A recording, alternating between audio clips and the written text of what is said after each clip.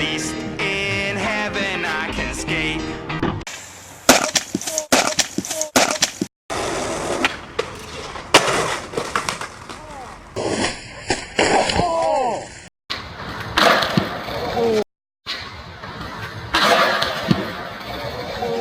Okay, so after all the skateboarders throughout history smacking their head on the pavement, I'm surprised nobody's really campaigned really to change the helmet use in the skateboard industry.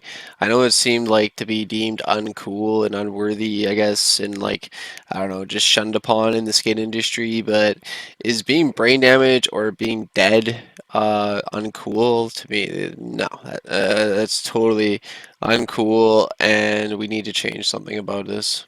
All right, so I always believed in my heart that you should always wear a helmet and stuff, even if you don't want to be uncool, because it sucks to, hurt yourself. But anyways, this all kind of happened because I came across this article online about how this young gentleman, Aiden, was perfectly fine doing skateboard tricks that he's normally done, and then he ended up falling, hitting his head, as you can see here in the image here, and now he's got brain damage, he's semi-conscious state, and this is just horrible. We need to change this. And I did some research, and if you go on like YouTube and search in skateboarder hits head, there's literally like tons of videos and like seizure from hitting head on concrete. Like look, like there's just tons and tons and tons and tons. Like it just goes on forever. I'm sure there's like hundreds of thousands, if not like almost like probably half a million, if not a million different videos of skateboarders smacking their head off the concrete.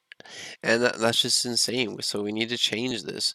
Like you can see here, skateboarding accidents and traumatic brain injury.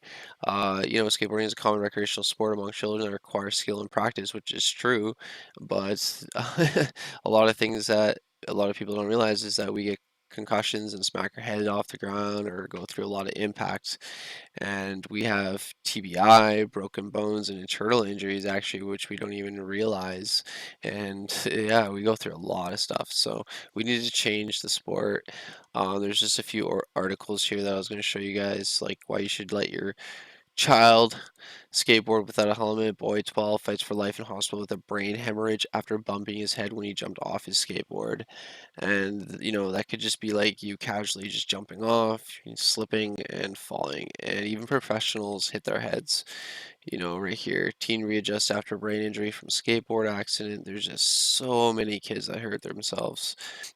So there's another skateboarder here warning everyone that they should wear a helmet because he also suffered from an accident, and he was used to it. As you can see, he just, he looks like an average skateboarder that does all his tricks all the time. Here's just a thing that I found here on the government website saying that conclusion skateboard-related injuries are associated with high incidence of traumatic brain injury, along with long bone fractures. And it gives you just basically like a period of the ages and how many people actually get hurt every year. There's over how many? 2,000 people just in that one age group of 10 years and under.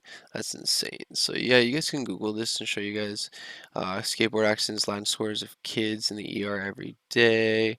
There's about more than 64,000 children and teens were treated in the hospital emergency rooms each year.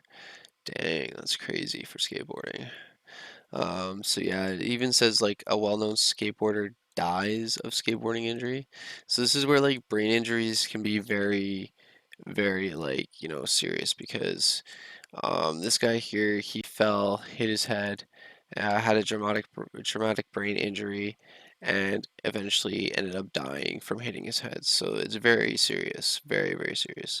And it's so serious that even Mike Vallely, it says it's time to wear a helmet. That's right. Even legendary pro skateboarder Mike Vallely starts wearing a helmet. He says he has a campaign saying "Get used to it," which I have over here, and pretty much says that he only reason why, three reasons, is because his wife and two daughters, and I don't blame him. He wants to be around, he doesn't want to hurt himself, and it's mad props for him to actually wear a helmet. I need to get like a brand new Protex so it's nice, comfy, so I can skate, not the Punisher. And like here he goes, show up and speak up, and take it with hashtag get used to it helmet. That's pretty cool, so you got to give him props for that. So anyways, I know a lot of you guys are gonna hate me on me and basically be like down on this video, but I know a lot of you guys are gonna be like, yeah, this is true. But we do need to change the skateboard industry on the helmet use for the younger generations and even some of the older guys because some, stuff happens. So basically what they're gonna have to do is make it mandatory at all skate parks to wear a skateboard helmet anywhere in public really, unless it's on your like private property or private skate park, then I guess you can really do whatever you want and not have to wear a helmet. X Games, the World Roundup Freestyle Skateboard Competition, a lot of skateboard contests are now going to have to make it mandatory to also wear a helmet, which I'm surprised they don't because of liability issues. Even though that you do sign a waiver, it doesn't make them look good when a skateboarder hurts themselves, and you figure they would just make it so they would protect themselves as well, make it look better if, they have protective gear on. You see hockey players, football players, all sorts, like even ice skaters or certain people, not really ice skaters, but certain people wearing protective gear because their sports very dangerous and skateboarding super dangerous, but yet nobody ever wears a helmet, which should be the one safety gear that you should mandatory wear because it's so easy to slip out, smack your head, and bam, you're not going to be the same, and you can possibly die, and it's not cool. So they're going to have to do that. And Hippie Mike already has it mandatory at some of his events that you have to wear a helmet, which is really cool. Andy Anderson, Mike Vallely, those are some guys that are wearing helmets. I'm going to start wearing a helmet in all my videos from now on when I get my Pro Tech from Ultimate. And yeah, hopefully I can get like a helmet sponsored and start promoting it. Hopefully you guys can help me change.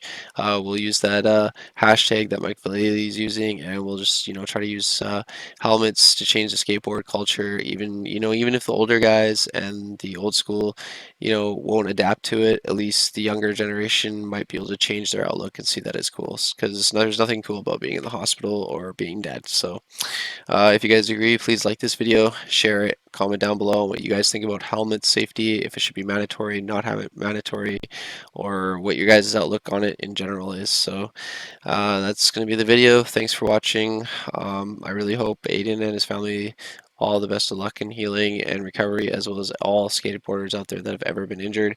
And if you actually start to Google and research it, it's actually very scary on how many skateboarders have hit their head and have been injured or even died from it. So things do need to change, and there's even professional skateboarders that have done it. So time for change, as I guess Obama used to say, time for change, or as Trump says, time to make skateboarding great again.